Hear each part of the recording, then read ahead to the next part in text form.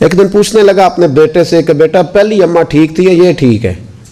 اس نے کہا ابا جی یہ والی ٹھیک ہے، جو اب آئی ہے نا ستیلی یہ ٹھیک ہے۔ کہا کیوں؟ کہنے لگے اس لیے کہ وہ اماں جھوٹ بڑے بولتی تھی، یہ سچی ہے، بات صحیح کرتی ہے، سچ بولتی۔ او بیٹا کس طرح؟ تو بیٹا رو پڑا، کہنے لگا ابا میں کوئی شرارت کرتا تھا تو میری اماں تھپڑ مار کے کہتی تھی چل دوڑ جا تجھے روٹی نہیں دینی، آج دیکھتی ہوں تو کیسے روٹی کھاتا ہے، خبردار باورچی خانے کے قریب گیا، بڑے زور سے کہتی تھی، اور آدھا گھنٹہ نہیں گزرتا تھا تو ڈھونڈنے لگ جاتی تھی، گلیوں میں پھرتی تھی، ڈھونڈ کے لاتی تھی، روٹی کھلاتی تھی، ماتھا بھی چومتی تھی اور کہتی تھی پترا انج نہ کریا کر، پیار کرتی تھی۔ ابا یہ جو اماں آئی ہے یہ بڑی سچی ہے، سچ بولتی ہے، میں کوئی شرارت کرتا ہوں تو تھپڑ مارتی ہے، کہتی ہے تجھے روٹی نہیں دینی، پھر میں ساری رات منتیں کرتا رہتا ہوں، نہیں دیتی، سچ بولتی ہے، جو کہتی ہے اس پہ ڈٹ جاتی ہے۔ وہ جھوٹ بڑے بولتی تھی۔ کچھ رشتے نازک ہوتے ہیں، لوگ اس پہلو کو سمجھتے نہیں کہ بھائی کچھ رشتے نازک ہوتے ہیں۔ نبی پاک کا اپنی امت کے ساتھ رشتہ بڑا نازک ہے، امت کا نبی پاک کے ساتھ رشتہ بڑا، اس رشتے کی نزاکت پڑھو نا صحیح بخاری۔ اللہ کے حبیب علیہ الصلوۃ والسلام نے فرمایا میرا دل کرتا ہے نماز لمبی پڑھاؤں، میرا کسی کام کو دل کرے تو میں پرواہ کرتا ہوں کسی کی؟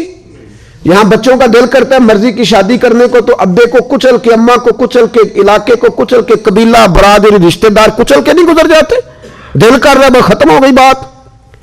لیکن اس رشتے کی نزاکت سمجھ میرے عزیز، میرے محبوب پاک فرماتے ہیں میرا دل کرتا ہے لمبی نماز پڑھاؤں، لمبی نماز، لیکن جب میں نماز کی نیت باندھتا ہوں تو پھر مجھے پیچھے بوڑھوں کا خیال آتا ہے، پھر مجھے بیماروں کا خیال آتا ہے، پھر مجھے تمہارا خیال آتا ہے۔ او محبوبہ خدا کی نماز میں بھی امت کا خیال فرماتے ہو، اللہ کی نماز میں بھی امت کا خیال۔ میرا حضور فرما رہے ہیں تمہیں کیا پتا میرا تم سے رشتہ ہی بڑا نازک ہے، اس رشتے میں نزاکت دیکھیں نا۔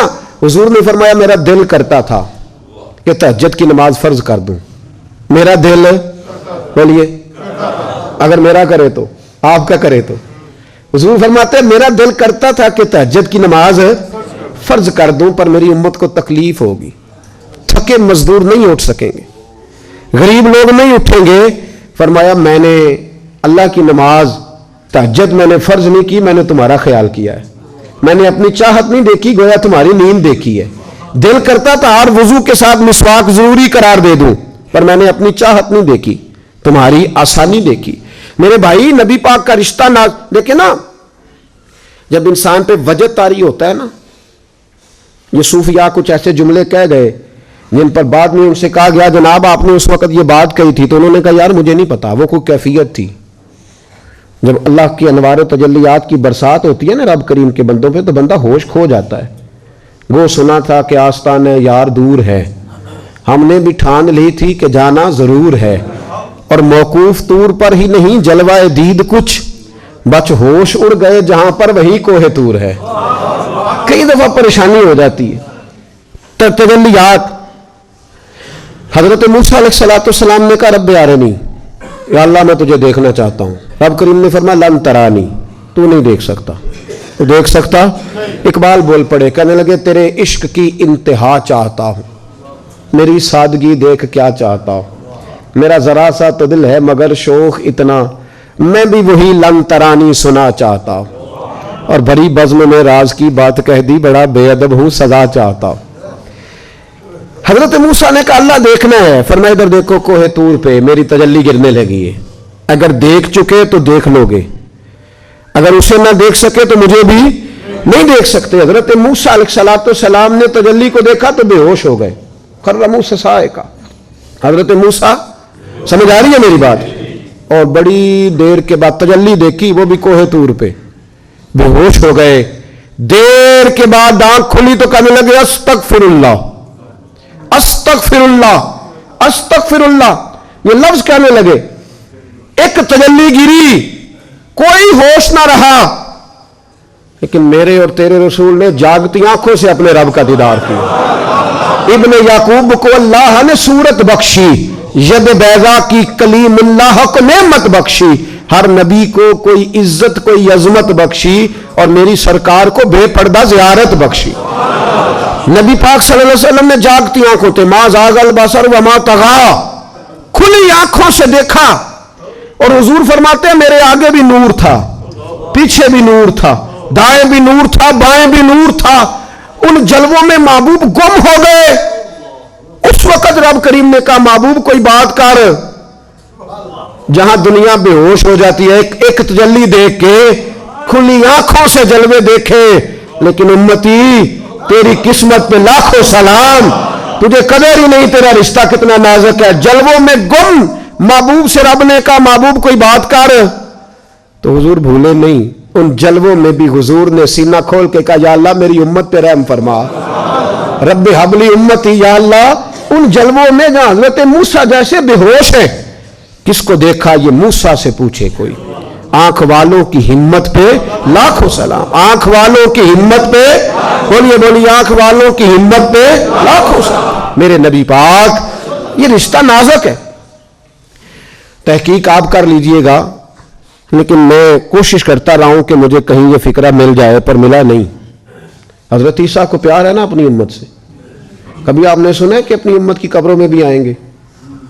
हजरत मूसा, जनाब नूह अलैहिस्सलाम, हजरत इब्राहीम। लेकिन ये भी तेरे और मेरे नबी का प्यार है, ये भी तेरे और मेरे रसूल का प्यार है कि तेरे प्यार करने वाले तुझे छोड़ आएंगे, जेड़े कहंदे सी मरांगे नाल तेरे। आज उन्हां भी बारियां मारियां नहीं। वो बारियां केड़ियां होंदियां? वो जब स्लेटें रखते हैं ना इस तरह करके स्लेटें, तो उसके अंदर छोटा छोटा सुराख रह जाता है, तो उस पर रोड़े रखते हैं, उसको शायर ने बारियां कहा है। जेड़े कहंदे सी मरांगे नाल तेरे, अज उन्हां भी बारियां मारियां नहीं।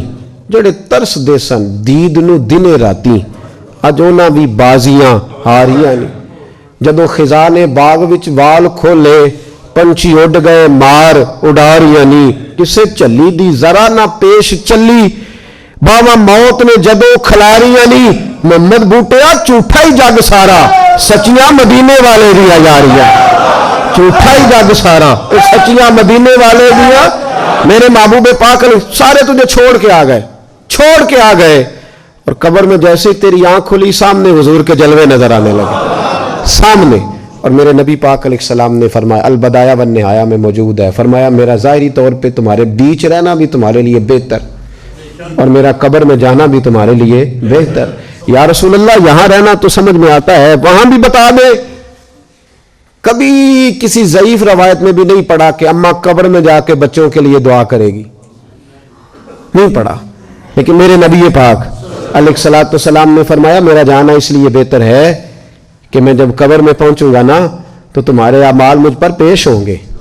अगर अच्छे होंगे तो मैं सजदा शुक्र अदा करूंगा, और अगर मुझे पता चला कि कब्र में के फलां के अमाल गलत है, तो फरमाया मैं कब्र में भी उसकी बख्शिश की दुआएं मांगूंगा। इतना नाजुक रिश्ता, इतना नाजुक